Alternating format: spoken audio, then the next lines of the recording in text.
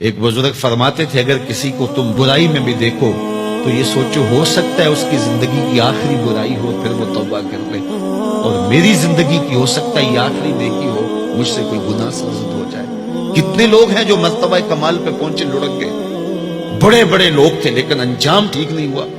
بلعم بن باورا کی مثال ہمارے سامنے موجود ہے۔ بنی اسرائیل کا مستجاب الدعوات ولی تھا، اور جب ہاتھ پھیلا کے منہ پہ ہاتھ پھیرتا تو ہاتھ بعد میں منہ پہ جاتے، قبولیت پہلے ہو جاتی۔ لیکن اسی کے بارے میں قرآن نے کہا نا مَثَلُهُ كَمَثَلِ الْكَلْبِ، اس کی مثال کتے کی مثال ہے۔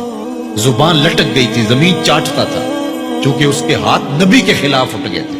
اس نے سمجھا تھا میں مستجاب الدعوات ہو گیا ہوں، اب جو چاہوں جس کے بارے چاہوں بد دعا کر دوں، لیکن بد دعا اپنے حق میں نکل گئی، زبان لٹک گئی۔ اس لیے میاں صاحب بولے پڑھنے اتے مان کرینا نہ آکھی میں پڑھیا، او جبار کہار صداوے متا روڑ دے وے دودھ کڑیا۔ تو اس لیے ہر وقت ڈرتے رہو۔ ابھی ملیکہ کہتے ہیں میں نے 30 اصحاب رسول سے ملاقات کی ہے، 30 اصحاب رسول سے، تو میں نے ہر شخص کو فکر مند پایا ہے۔ وہ کہتے تھے ہمارا انجام ٹھیک ہو جائے، انجام ٹھیک ہو جائے۔ حضرت سیدنا ابو بکر صدیق رضی اللہ تعالیٰ عنہ، جن کے بارے میں میرے رسول کی زبان سے لفظ نکلے ابو بکر فی الجنہ، ابو بکر جنتی ہے، لیکن وہ کہتے ہیں ایک چڑیا کو دیکھ کے شاخ پہ بیٹھی ہے، کہا واہ چڑیا کتنی موج ہے تجھے، ایک شاخ سے اڑتی ہے دوسری شاخ پہ بیٹھ جاتی ہے، اور قیامت کے دن تیرا حساب بھی نہیں ہوگا، پسے تو ہم ہیں جن کا حساب ہو۔ یہ وہ لوگ ہیں جن کی زندگی دیکھیے، ان الشیطان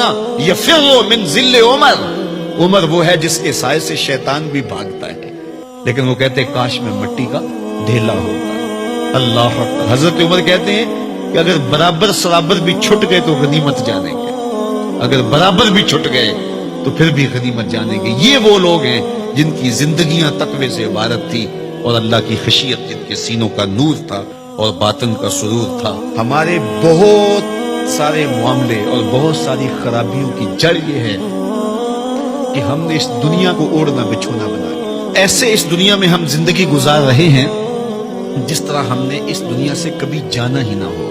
اس لیے دنیا کی بے رغبتی، دنیا کی بے رغبتی کا مطلب یہ نہیں ہے کہ ترک دنیا کیا جائے۔ اس پر صوفیاء نے جو بات کہی وہ بہت خوبصورت کہی۔ وہ کہتے ہیں کہ دنیا کے اندر ایسے رہو جس طرح کشتی پانی میں رہتی ہے، کہ کشتی پانی میں رہتی بھی ہے لیکن پانی کو اپنے اندر آنے بھی نہیں دیتی۔ تم دنیا میں رہو، دنیا تمہارے اندر نہ رہے۔ اگر تم دنیا میں رہو گے تو خیر ہے، اگر دنیا تمہارے اندر نہیں تو پھر کچھ نہیں بچ پائے گا۔ کشتی پانی میں رہے تو خود بھی تیرتی ہے، اوروں کو بھی تراتی ہے، لیکن اگر پانی کشتی میں آ گیا تو کشتی کو لے ڈوبے گا۔ اس کی رحمت کے دروازے کھلے ہیں، آج ہم اس کی چوکھٹ پہ آ جائیں، کل تو آنا ہی آنا ہے۔ پھر جو کفن میں منہ چھپا چھپا کے آتے پھریں گے، کیا اچھا ہو کہ خود کھلے منہ سے اس کی رحمت کے دروازوں پہ آ جائیں۔ اس کی رحمتیں آواز دے رہی ہیں، یا ایھا الانسان، او بھاگنے والے انسان، او نسیان کے پتلے، او بھولے ہوئے، او بھٹکے ہوئے، راستہ چھوڑ کے جانے والے، مالک کی رحمت کی آغوش کو ترک کر دینے والے، آجا پلٹ کے، ما غرک بربک الکریم، آجا تیرا رب بڑا ہی کریم ہے۔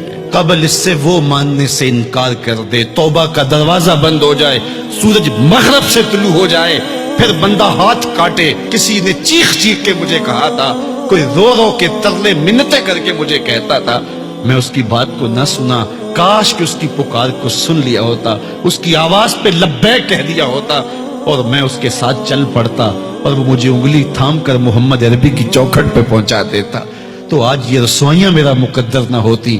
صاحبو آؤ، کتاب رحمت آواز دے رہی ہے، کتاب رحمت تمہاری انگلی تھام رہی ہے اور تمہیں حضور کی چوکھٹ تک پہنچا رہی ہے، اور آمنہ کا لال تجھے اپنے دامن میں لے کے رب سے مغفرت اور بخشش کا پروانہ لے کے دے رہا ہے۔ مجرم ہو تو منہ اشکوں سے دھوتے چلے آؤ، آؤ در تواب پہ روتے چلے آؤ، قرآن میں مذکور ہے بخشش کا طریقہ، سرکار کی دہلیز سے ہوتے چلے آؤ۔ اور تھوڑی سی زندگی باقی ہے، بہت زندگی کاٹ چکی، آوارگی میں کاٹ دی، اور گناہوں میں کاٹ دی، منمانیوں میں کاٹ دی، خواہشات نفس میں کاٹ دی۔ آئیے ابھی سے اپنے اندر کو تبدیل کر لیجیے، اپنے احوال کی تبدیلی کا عزم مصمم کر لی۔ فرمایا اللہ اس شخص کے چہرے کو تر و تازہ رکھے جس نے میرے سے کوئی حدیث سنی، پھر جیسے سنی اس کو ویسے آگے پہنچا دیا۔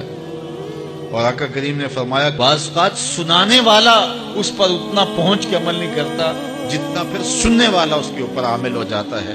تو جب حضور نے دعا دی ہے کہ اللہ اس شخص کے چہرے کو تر و تازہ رکھے جس نے میری حدیث کو، میرے فرمان کو سنا اور ایسے ہی آگے پہنچا دیا، تو پھر موت کی سختیاں بھی اس کے چہرے کی تر و تازگی ختم نہیں کر سکتی، پھر قبر کے لمحے بھی اس کے چہرے کی تر و تازگی کو ختم نہیں کر سکتے۔ حشر کے دن لوگوں کے چہرے مرجھائے ہوں گے، جس کو رسول اللہ کی دعا ہے اس کا چہرہ اس دن بھی تر و تازہ ہو۔ تو حضور علیہ الصلوۃ والسلام کے فرامین کو سننا، دیکھیے جو تفصیلی علوم ہیں ان کو حاصل کرنا، سیکھنا یہ ہر ایک کے لیے فرض نہیں ہے، لیکن جو ضروریات دین ہیں ان کو سیکھنا یہ فرض عین ہے، یہ ہر ایک کے اوپر فرض ہے۔ اگر کوئی نہیں سیکھتا تو وہ گناہ گار ہے، اور اس میں نماز کے مسائل ہیں، روزے کے مسائل ہیں، حج کے مسائل ہیں، زکوٰۃ کے مسائل ہیں، اگر کاروبار کرتا ہے تو بیع و شراء کے مسائل ہیں، اور کفر اسلام کی ضروری باتیں ہیں کہ کفر کیا ہے، اسلام کیا ہے۔ تو یہ ساری ضروری چیزیں جو ہیں ایمانیات سے جو تعلق رکھتی ہیں، ان کا سیکھنا جو ہے ضروری علوم کا یہ ہر ایک کے اوپر فرض ہے۔ تو اس لیے آپ لوگ اپنا وقت کچھ نکال کر کے جو ہے وہ اس کے لیے صرف کریں، اور ضروریات دین سیکھنے کے لیے کچھ فرصت کے لمحے نکالیں۔ لوگ کتنے طویل ڈپلومے کرتے ہیں، کاروبار سیکھتے ہیں، کن علوم میں مہارت ہے جو ہمارے لیے بالکل غیر ضروری ہے۔ کسی نوجوان کے پاس بیٹھ جاؤ نا تو وہ تمہیں بتائے گا کہ کس کرکٹر نے کس میچ میں کتنے سکور کیے تھے، لوگوں کی یہاں تک معلومات ہے، اور وہ 15 سال پرانا میچ ہے، اس کے اندر کس نے کتنے آؤٹ کیے تھے، کتنے وکٹیں لی تھی، کتنے جو ہے وہ اس نے سکور کیے تھے، اور اس کی پوری زندگی کے سکور کتنے ہیں، کیسی کیلکولیشن ہے، اور کس قدر لوگوں کا پکا حساب ہے۔ یہ وہ چیز ہے جس کا نہ دنیا میں فائدہ نہ آخرت میں فائدہ، لیکن دلچسپی ہے نا، جس چیز سے دلچسپی ہو تو وہ چیز خود بخود ازبر ہوتی چلی جاتی ہے۔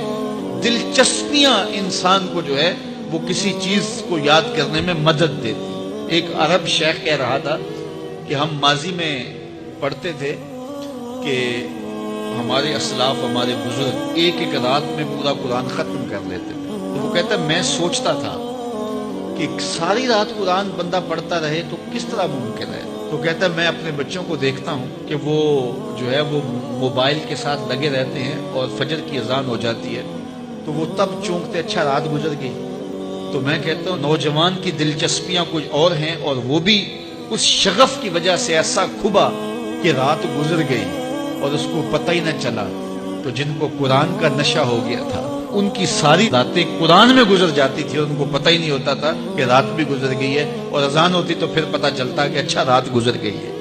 تو یہ شوق اگر پیدا ہو، شوق تو دیکھیے یہ گیموں کا پیدا ہو جائے، کھیلوں کا پیدا ہو جائے، تو وہ انسان کو کیا کچھ سکھا دیتا ہے، اور جس کے سینے میں کتاب اللہ کا شوق پیدا ہو جائے تو پھر کیوں نہ اس کے سینے کے اندر جو ہے وہ طلب کتاب اللہ کی تلاوت کی پیدا ہوگی۔ تو اپنے سینوں میں علم حاصل کرنے کا شوق پیدا کرو، علم سیکھو، اپنی نسلوں کو سکھاؤ، اپنی اولادوں کو دین سکھاؤ، اپنی اولادوں کو نماز کا خوگر اور عادی بناؤ، ان کو کھینچ کھینچ کے نماز کی طرف لے جاؤ، یہ عادی بن جائے نماز کے، تاکہ بعد از انتقال دعاؤں کے سلسلے جاری رہیں۔